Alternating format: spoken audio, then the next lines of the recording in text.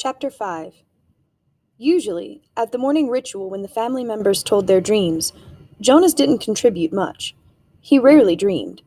Sometimes he awoke with a feeling of fragments afloat in his sleep, but he couldn't seem to grasp them and put them together into something worthy of telling at the ritual. But this morning was different. He had dreamed very vividly the night before.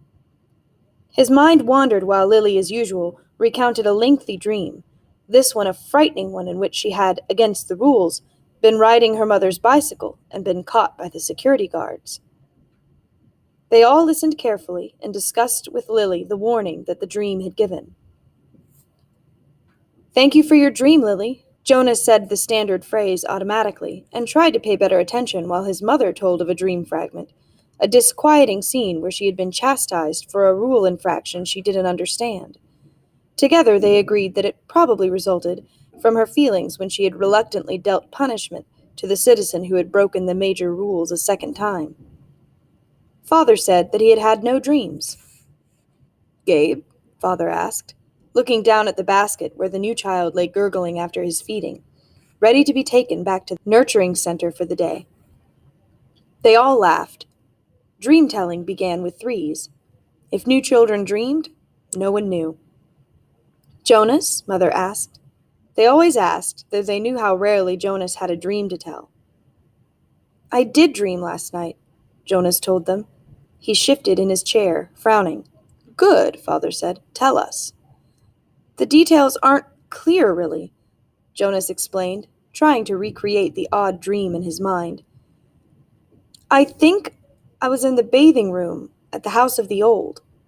"That's where you were yesterday," Father pointed out. Jonas nodded. "But it wasn't really the same. There was a tub in the dream, but only one, and the real bathing room has rows and rows of them. But the room in the dream was warm and damp, and I had taken off my tunic, but hadn't put on the smock, so my chest was bare. I was perspiring because it was so warm. And Fiona was there, the way she was yesterday." "Asher too?" Mother asked. Jonas shook his head. "No, it was only me and Fiona alone in the room, standing beside the tub. She was laughing, but I wasn't. I was almost a little angry at her in the dream, because she wasn't taking me seriously."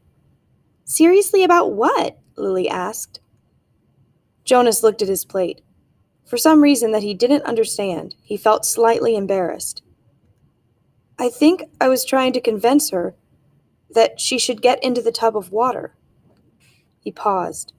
He knew he had to tell it all, that it was not only all right, but necessary to tell all of a dream. So he forced himself to relate the part that made him uneasy. "I wanted her to take off her clothes and get into the tub," he explained quickly. "I wanted to bathe her. I had the sponge in my hand, but she wouldn't. She kept laughing and saying no." He looked up at his parents. "That's all," he said. "Can you describe the strongest feeling in your dream, son?" Father asked. Jonas thought about it. The details were murky and vague, but the feelings were clear, and flooded him again now as he thought. "The wanting," he said. "I knew that she wouldn't, and I think I knew that she shouldn't, but I wanted it so terribly. I could feel the wanting all through me." "Thank you for your dream, Jonas," Mother said after a moment. She glanced at Father. "Lily," Father said, "it's time to leave for school. Would you walk beside me this morning and keep an eye on the new child's basket? We want to be certain he doesn't wiggle himself loose." Jonas began to rise to collect his schoolbooks. He thought it surprising that they hadn't talked about his dream at length before the thank you. Perhaps they found it as confusing as he had. "Wait, Jonas," Mother said gently. "I'll write an apology to your instructor so that you won't have to speak one for being late." He sank back down into his chair, puzzled. He waved to Father and Lily as they left the dwelling, carrying Gabe in his basket. He watched while Mother tidied the remains of the morning meal and placed the tray by the front door for the collection crew.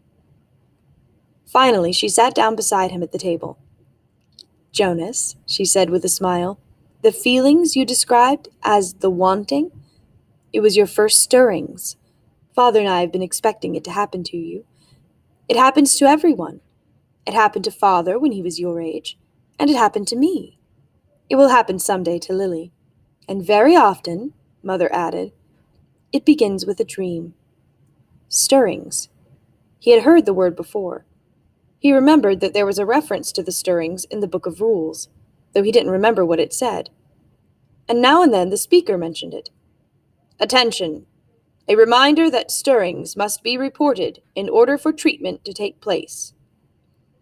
He had always ignored that announcement because he didn't understand it, and it had never seemed to apply to him in any way. He ignored, as most citizens did, many of the commands and reminders read by the speaker. Do I have to report it? He asked his mother. She laughed. You did, in the dream telling. That's enough. But what about the treatment? The speaker says that treatment must take place. Jonas felt miserable. Just when the ceremony was about to happen, his ceremony of 12, would he have to go away someplace for treatment? Just because of a stupid dream? But his mother laughed again in a reassuring, affectionate way. No, no, she said. It's just the pills. You're ready for the pills, that's all. That's the treatment for stirrings. Jonas brightened. He knew about the pills. His parents both took them each morning. And some of his friends did, he knew.